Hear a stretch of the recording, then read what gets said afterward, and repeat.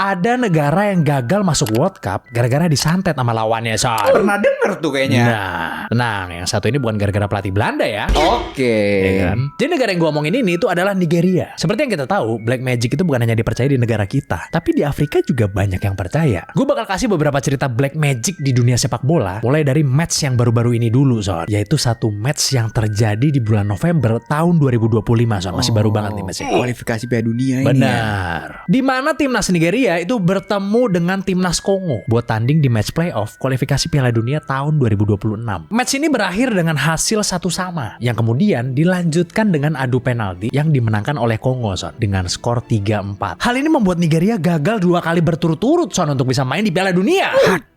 Makanya, Son, match ini tuh berakhir dengan keributan karena pelatihnya Nigeria yang bernama Eric Chelle tiba-tiba ngekonfrontasi staf pelatih dan pelatihnya Kongo, Son, di pinggir lapangan. Jadi udah 2 Eric nih yang gak masuk Piala Dunia, Son. Kenapa dia bisa marah? Karena Chelle ini yakin 100% bahwa timnas Kongo ini itu make voodoo atau marabotas. Atau ya kalau di kita disebutnya ilmu hitam atau santet lah gitu. Jadi si Chelle ini itu yakin banget bahwa praktek voodoo ini tuh dilakukan selama adu penalti berlangsung, Son. Bahkan di interviewnya nih, Son, yang biasanya dilakuin setelah match berlangsung gitu. Chelle ini ngomong gini, selama adu penalti orang dari Kongo itu melakukan voodoo setiap kali.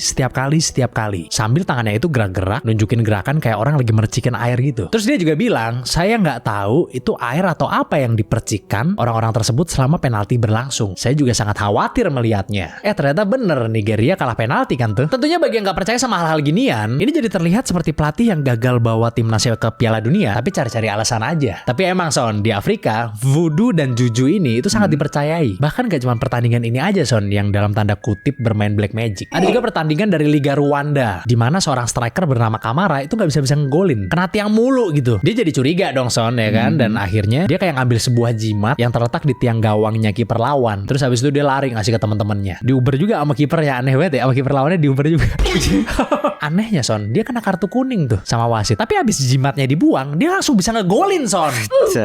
Terus ada juga pemain Ghana yang namanya Andre Ayew. Jadi muncul sebuah footage di mana si Andre Ayew ini itu lagi nebar-nebarin bubuk yang diduga sebagai juju powder di tengah-tengah lapangan, Son. Walaupun katanya sih Ghana tetap kalah di pertandingan itu. Gimana menurut kalian? Apakah pelatih ini cuma cari-cari alasan doang? Apa emang beneran disantet nih Nigeria? Tulis di komen.